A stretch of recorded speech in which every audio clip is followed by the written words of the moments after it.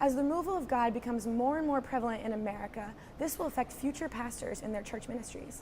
I'm here with Tor and Shanta as we discuss the removal of God from America. Torin, what are some ways that you've seen God removed from America right now? I think some of the bigger ways I've seen God removed from America would just be just kind of a general sense of God. I think even when I was younger in elementary school, I think it was a lot more accepted, and people were generally just, they went to church, and that was just kind of, a general trend. But I've seen even less of that. Maybe that's as I've grown older, or and just been in adult life longer, but I think I've seen just a lot of people less involved in church, even on a minimal scale, going on Christmas and Easter. I think people just in general are just further away from even having any influence of the church in their lives. Mm-hmm. You mentioned the Christmas season. What's some way in the Christmas season that you've seen God removed even from the holiday, the Christmas solstice or winter solstice? Yeah, you hear a lot about different activist groups that are trying to get the word Christ, Christmas removed, and they want it to be like a general holiday. They don't like people saying Merry Christmas. They're ready to say Happy Holidays, or it's a holiday tree, things like that. People asking, churches to remove nativity scenes from their front of their buildings. So I think, you hear a lot about it on the news, and so I don't know how much of that is prevalent. I don't think I experience it too much, at least not in my immediate community, which is a very Christian community, though. So. And you said you're a seminary student. How do you think that these changes will impact your future ministry as a pastor in a home church or in that sort of environment? I think that's really interesting, because I think a lot of times we focus on we think it's a very bad thing that this is happening. But I personally don't view it as this horrible thing that's happening really to a ministry. I think in a lot of ways it's always been there. There's always been this removal of God, even in our churches, and we kind of assume that America was always this great Christian nation, but you can see revivals that have happened throughout our nation's history, and people coming and getting saved. It's not like everyone throughout America's history was always these great these great followers of Christ. And so I think one of the biggest ways it's going to impact my ministry is that I think there's going to be much more of a dividing line of, we are different. And in a lot of ways, I see that as a very good thing. I think there's some definite detrimental effects that come with that, just as far as culture's concerned, and we're living in culture, but as Christians, we were never expected to live in a Christian culture. We were never expected to live in a society that accepted us. Throughout the Gospels, it talks about how we'll be condemned because Christ was condemned, we'll be persecuted because Christ was persecuted.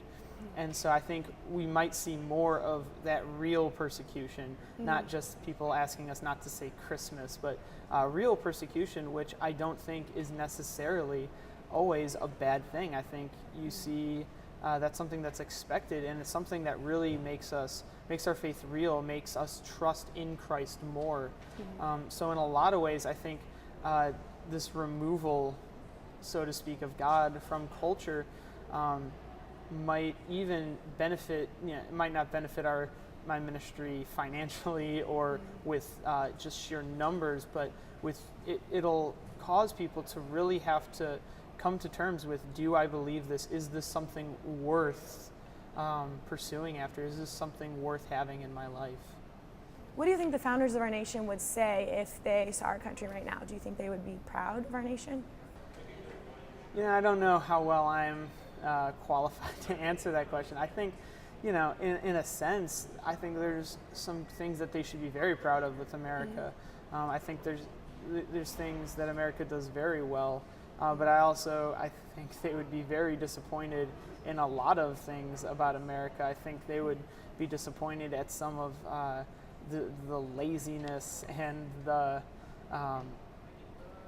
just the greed that comes with being American, especially as we see, this, holiday time, this Christmas time, where it's supposed to be a time of rejoicing and celebration. It becomes very materialistic, and I think they would be disappointed in things like that, and I think that goes back to, just a lot of their roots as Christian, whether they were very explicitly Christian believers or not. They had a lot of these values, and I think I don't know if they would necessarily condemn America. I think they had as many problems back then as we do today. I think it's a lot of different problems, but I think they would maybe be proud in some senses, but I think also very disappointed with a lot of things that America does and America kind of stands for. Mm-hmm. And what do you think initiated these changes over the years in the removing of God? How do you think that started? I think as I think as America grew, and you have more people with different voices, as different voices began to speak, and as different voices get louder, they demand certain things. And so as people kind of started to demand the removal of God from culture, it kind of went with the culture. I think in a sense it became less and less taboo not to be Christian, not to have those values. We started to seek after other things. We started, America became, like kind of I said, like less about this achieving of this hard work of achieving the American dream, and it became more about having. And so we see these values start to deteriorate, and it kind of becomes okay. And as we lose these values, then it becomes okay, that there isn't a God, that we don't need to have God permeating our culture. We can kind of govern ourselves. So I think as it became less and less taboo to be non-Christian, as that became kind of the norm, then the values started just to kind of slip away with it. God started to kind of slip away with these people. Mm-hmm. And how do you think it will impact our country in the future as we grow farther and farther away from God? What do you think our futures will look like for our children, for just the next generations? That's an interesting question, because who knows? I think as we, as a nation, embrace sin in a lot more different ways, as we kind of remove God from our culture and we decide to embrace different things, I think it's just going to lead us down a path of sin, and just kind of embracing that. But I think in that, the hope of the believer is that that's not our fate, is this embracing of sin. We don't have to choose to be part of this culture, even though we live in it, and the world will be impacted. And I think personally for America, it'll be impacted very negatively, especially with things like the family unit, and how just how people interact with each other, the greed, and just where life becomes less valuable. I think as you remove God, these things slip away. But I think, as believers, we can take heart in the fact that even though that might be going around in our culture, we still have this God who is sovereign and over all of this. And so I think, in one sense, yes, as we remove God, it becomes very dark in one sense, but I think in another sense, we might be able to see, Christ and his sovereignty shine much brighter juxtaposed against that. Awesome. Thank you so much. Thank you.